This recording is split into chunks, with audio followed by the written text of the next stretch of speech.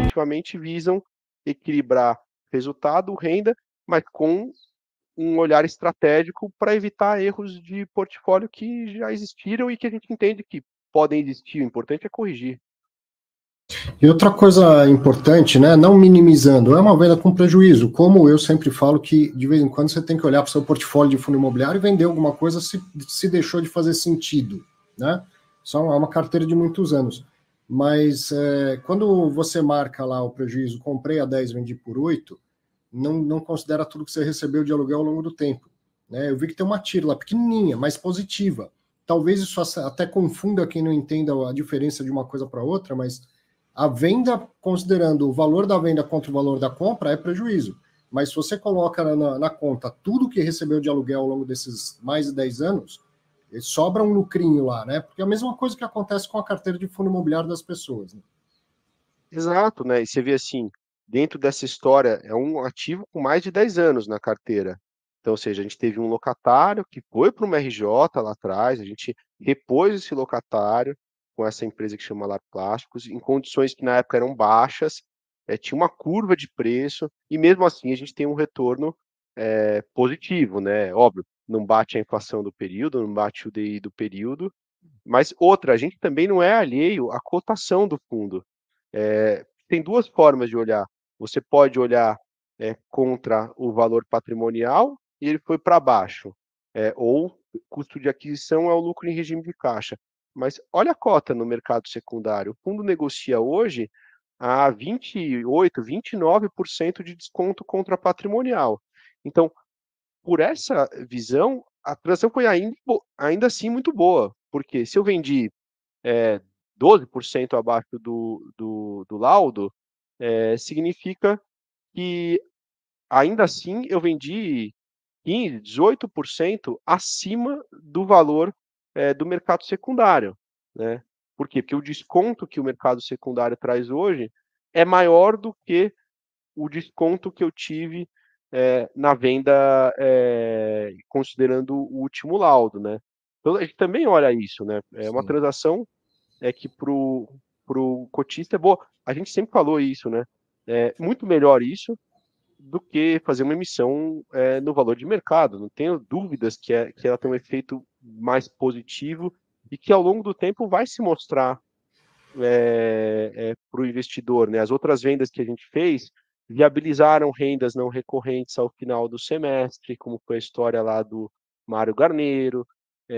Depois, você vê, no último semestre, a gente também teve uma rendinha extra, tudo isso no reinvestimento, né, partindo da premissa que você reinveste seus rendimentos, vai fazer com que o retorno do investidor no longo prazo seja bom.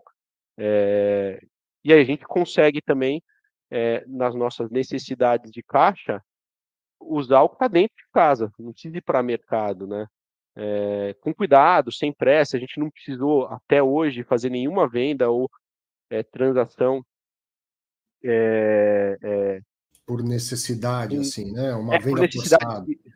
isso, com rapidez, venda forçada, que é uma coisa que vai te colocar numa posição negocial ruim.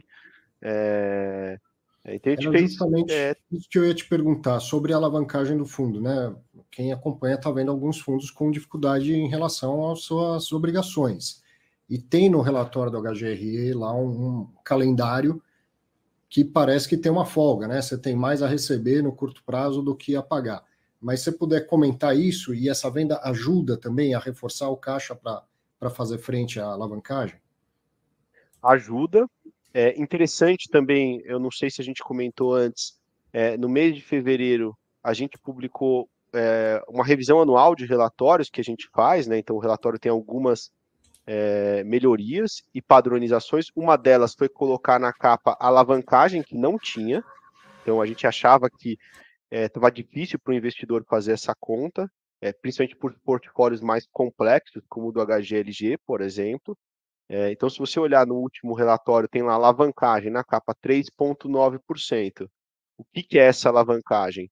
São dois efeitos, basicamente.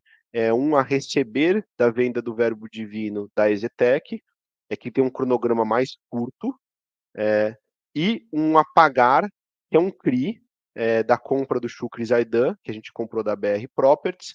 Esse CRI quem carrega é a Kinea, e ele tem um prazo mais longo a pagar. Então, assim, a gente não tem nenhum tipo de pressão de caixa, até porque no nosso gestão de ativos e passivos, o a receber está mais curto do que o a pagar, né? Agora, a nossa vontade, a gente até falou no relatório, se não me engano, de fevereiro, ou de janeiro, não me recordo, é de pré-pagar esse CRI, tá? Ele não foi ruim até hoje, a gente carregou ele por um bom tempo num DI muito baixo, comprou um ativo a um preço muito atrativo na época, perto de 14 um metro quadrado, num aluguel foi mantido, renovado com a Vivo. Agora, imagine que eu faço uma venda hoje de um ativo e pré-pago esse CRI que custa hoje CDI mais 1,60. Isso seria muito bom para o resultado recorrente do fundo. Sim. Então, é uma coisa que a gente já pensou, já conversou, de vender, às vezes, um ativo que tem um valor estratégico maior, mas que tem um resultado financeiro para o fundo interessante. A gente brinca que de vez em quando você tem que colocar o chapéu de CEO, de empreendedor, que é esse chapéu mais empreendedor, né? O chapéu o retrofit do Martiniano, você pensa muitas opções, toma mais risco. Agora, de vez em quando, você tem que pôr o chapéu do CFO, que é o cara pragmático, né? Eu amo o ativo, foi a história do Mário Garneiro. A gente tocou todo aquele retrofit de fachada, foi a gente que tocou. O Nelo, que é o nosso engenheiro, era o presidente do comitê de obras. Passa lá em frente e fala, fizemos tudo isso e o prédio não é mais nosso. Não é, mas no chapéu do CFO era o melhor a ser feito, entendeu? Então, nesse chapéu de diretor financeiro hoje, a gente avalia sim vender ativos que tenham um valor estratégico maior, ou seja, que não são essas lajes, né? Esse dinheiro que a gente faz, Rio Sul, Brasil Interparte, que vai concluir, LIC, que é um bom valor, mas ele é no tempo, é um cronograma longo, a gente vai divulgar isso quando concluído, não são suficientes para pré-pagar esse CRI. Então, a gente pensa em algum momento em trazer, de fato, essa alavancagem a zero, ou, no caso positivo, seria negativa, né? Porque eu teria valores a receber e não teria nada a pagar. Então, isso em algum momento a gente faz, mas o principal ponto foi o que você falou no início. Não tem nenhum tipo de preocupação quanto a nível de alavancagem e eventual descasamento de caixa, né? Porque também tem isso. Você pode ter uma alavancagem que eventualmente é muito bem equacionada, em termos de tamanho e relevância, mas ela está muito no curto prazo. Isso vai tirar uma pressão de caixa grande.